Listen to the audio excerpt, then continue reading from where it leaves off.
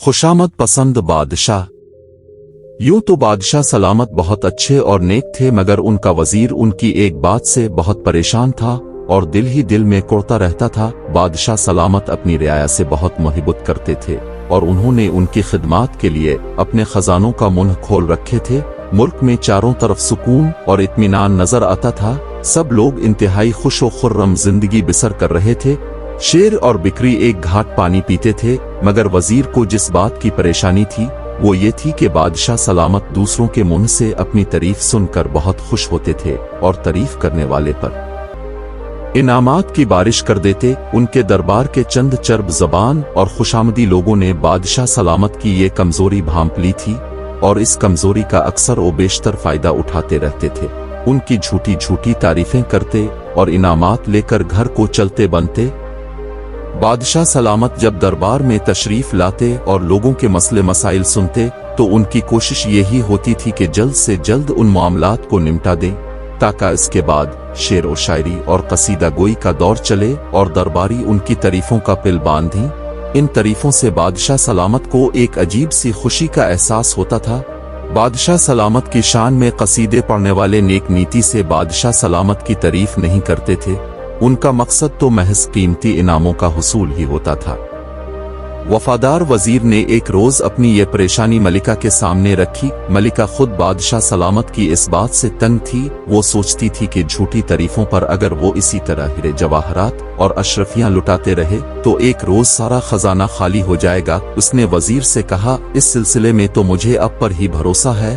अब बादशाह सलामत के वफादार साथियों में से हैं। आपकी अक्लमंदी का कोई सानी नहीं है। मुझे उम्मीद है अब जरूर कोई ना कोई हल निकालने में कामयाब हो जाएंगे।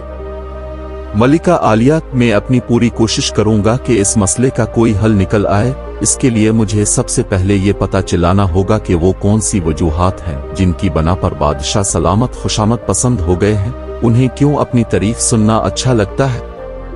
जब मेरी उनसे शादी हुई थी तो वो तब भी ऐसे ही थे। बात बात पर अपने गिले से कीमती मोतियों के हार उतार कर लोगों को इनाम में दे दिया करते थे। एक वक्त तो ऐसा भी आ गया था कि हारों को बनवाने के लिए बहुत सारे कारीगरों को भर्ती करना पड़ गया थे। मुझे तो इस बात से बहुत डर लगता है कि हम अल्ले को क्या मुंह दिखाएंगे। खजाने का पैसा अवाम की अमानत होता है। इस तरह तो हम अमानत में खियानत के मुर्तकिब हो रहे हैं। मैंने सोचा है कि मैं बादशाह सलामत की वालिदा साहिबा से मिलूं और उनको कुर्रीदूं के बादशाह सलामत की शख्सियत की इस खामी का सबब किया है, वजीर ने कहा। और इसी वक्त बादशाह सलामत की माँ कमरे में दाखिल हुई। वो काफी बूढ़ी हो गई थी और लाठी टेक टेक कर चलती थी। इसने मलिका और वजीर को देखा तो बोली, बेटी मैं ये पूछने हूँ कि रात के खाने में क्या पकेगा, ताका शाही बावर्ची को आगाह कर दूं, मगर ऐसा मालूम देता है कि तुम दोनों ममलकत के किसी अहम मसले पर गुफ्तगू कर रहे हो। मैं चलती हूँ, बाद में ही जाए। उम्मी हुजूर, हम आपका ही तज़किरा कर रहे थे। एक बहुत अहम मिसला दरपेश आ गया है, अब से कुछ मालूमात लेना थी, मलिका ने कहा। पहले मिसला तो पता चले, इसके बाद ही मैं मालूमात दे सकूंगी, बादशाह सलामत की वालिदा ने कहा। पहले आप आराम से बैठ जाएं, फिर हम आपको तफसील बताएंगे, मलिका ने इसे कमरे में रखी कुर्सी पेश करते हुए कहा। जब बादशाह सलामत की माँ आराम से बैठ गई तो वजीर ने बड़ी तफसील से इसको बादशाह सलामत की इस खुशामद पसंदी की आदत के बारे में बताया। जब इसकी बात खत्म हुई तो बादशाह सलामत की माँ ने एक ठंडी सांस भरी और बड़े तासुफ से बोले, अपने बेटे की इस आदत के जिम्मेदार में और उसके अब्बा हुजूर थे। ये बात सुनकर मलिका और वजीर दोनों चौंक पड़े।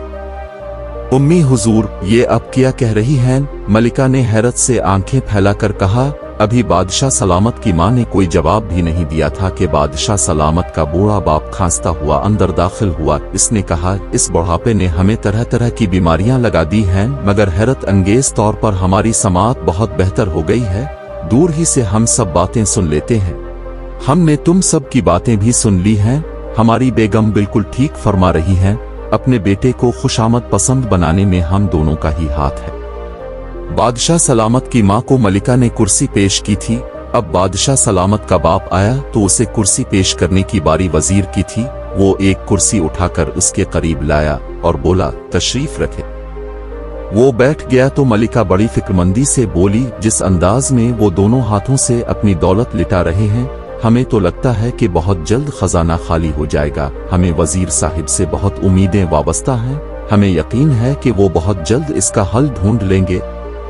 वजीर आगे बढ़ा, खनखार कर गला साफ किया, फिर हाथ बांध कर बोला, अब बादशाह सलामत के वालिदैन हैं, दोनों का यही कहना है कि उनकी इस खामी के पीछे अब का ही हाथ है। पता तो चले कि कैसे। अगर ये बात पता चल गई तो बादशाह सलामत का इलाज करना मुश्किल बात ना होगी। बादशाह सलामत के बाप ने कहा, लंबी कहानी है, तुम दोनों भी बैठ जाओ, खड़े खड़े थक जाओगे। जब मलिका और वजीर बैठ गए तो उसने कहना शुरू किया, ये इस वक्त की बात है जब हम नौजवान थे और हमारी नई नई ताजपोशी हुई थी और हम नए नए बादशाह बने थे। हमारे अब्बा हुजूर बूढ़े हो गए थे, इस वजह से उन्होंने बादशाहत का ताज हमारे सर पर सजा दिया था। थोड़े अरसे बाद हमारी शादी एक इंतहाई हुसैन व जमील शहजादी से हो गई। उनका रंग इतना साफ था कि जब पानी पैटी थी तो गर्दन से जाता हुआ नजर आता था। इतना कहकर बादशाह सलामत के बाप ने अपनी बीवी की तरफ देखा, उसने शर्मा कर सर झुका लिया। उनके हसन व जमाल का तफसीली तज़किरा हमने इसलिए किया है कि अपनी खूबसूरती को बरकरार रखने के लिए ये हर वक्त अपने बनाव सिंगार में लगी रहा करती थी। हम भी कुछ कम नहीं थे, हमें सैर सपाटे और शिकार का शौक था। हम अपने मशगलों में गुम रहा करते थे। थोड़े अरसे बाद अल्लाह ने हमें औलाद की नेमत से भी नवाज दिया। हमारा शहजादा निहायत खूबसूरत था, उसकी पैदाइश पर हम दोनों ही बहुत खुश थे, मगर ना उन्होंने हर वक्त बनने सनवरने वाली आदत छोड़ी और ना हम ने अपनी सैर सपाटे और शिकार की। हमारा शहजादा कनीजों और गुलामों के हाथों में परवरिश पाता रहा। वो थोड़ा बड़ा हुआ तो इसका दिल चाहता था कि हमारे साथ बैठे, अपनी अच्छी अच्छी बातें हमें बताए और हम इसको शाबाश दें और उसकी तारीफ करें, मगर हम दोनों नादान बने, अपनी अपनी पसंद की मसरूफियात में गुम थे। हमें अपनी बेवकूफ़ी की वजह से अपने छोटे से शहजादे के एहसासात का ख्याल ही नहीं रहा। इस महरूमी का फायदा उन कनीजों ने और गुलामों ने उठाया जिनके जिम्मे इसकी देखभाल करना थी। वो इसकी हर बात की बहुत तारीफ करते थे। इससे वो खुश होकर अपने खिलौने, मिठाइयाँ और बिस्कुट वगैरह और दूसरी चीजें उन्हें दे देता। वो उसकी कमजोरी भांप गए, वो उसकी झूठी तारीफें करते और इससे फायदा उठाते। रफ्ता रफ्ता हमारे शहजादे की ये आदत पुख्ता होती चली गई और इसका नतीजा हम सब खुद अपनी आंखों से देख रहे हैं। इस कहानी में इन माँ बाप के लिए एक सबक छुपा है जो अपने बच्चों से दूर दूर रहते हैं और उनकी किसी बात की तारीफ करना अपनी तौहीन समझते हैं। ये कहकर बादशाह सलामत का बूढ़ा बाप एक ठंडी आह भरकर खामोश हो गया। वजीर कुछ देर खामोशी से सोचता रहा, फिर बोला, मैं पूरी कोशिश करूंगा कि उनकी इस आदत को खत्म करवा दूं। यहाँ पर मैं ये बात भी कहूंगा कि जो माँ बाप अपने बच्चों को वक्त नहीं देते, उनकी बातें नहीं सुनते, उनकी अच्छी बातों पर उन्हें शाबाश नहीं देते, वो अपने बच्चों को एहसास महरूमी का शिकार बना देते हैं। दुनिया में अच्छे बुरे दोनों तरह के लोग पड़े हैं। बुरे लोग इस चीज का फायदा उठाने में देर नहीं लगाते, वो अपनी चिकनी चुपड़ी बातों से इस तरह के बच्चों से फायदा उठाते हैं। बादशाह सलामत की माँ और बाप ने सर झुका लिए।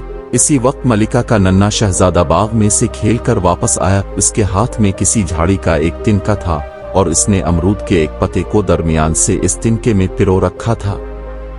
शहजादे ने कमरे में दाखिल होकर पहले तो सबको अदब से सलाम किया, फिर बोला, उम्मी हुजूर, देखिए हमने अमरूद के पत्ते का पंखा बनाया है, ये घूमता भी है। ये कहकर इसने पत्ते पर फूंक मारी तो पत्ता तेजी से घूमने लगा। मलिका ये देखकर निहाल हो गई।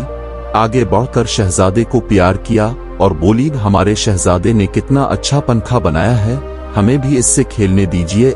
शहजादे ने पते पर एक और फूंक मारी और बोला, अब तो बड़ी हैं उम्मी हुजूर, ये तो बच्चों के खेलने के लिए है। ये कहकर शहजादा वहां से भाग गया। बादशाह सलामत की मां ने कहा, अगर यही सुलूक हम अपने बेटे से भी करते, इसकी बातें सुना करते, इसकी तारीफ करते, तो वो ऐसा ना बनता जैसा बन गया है।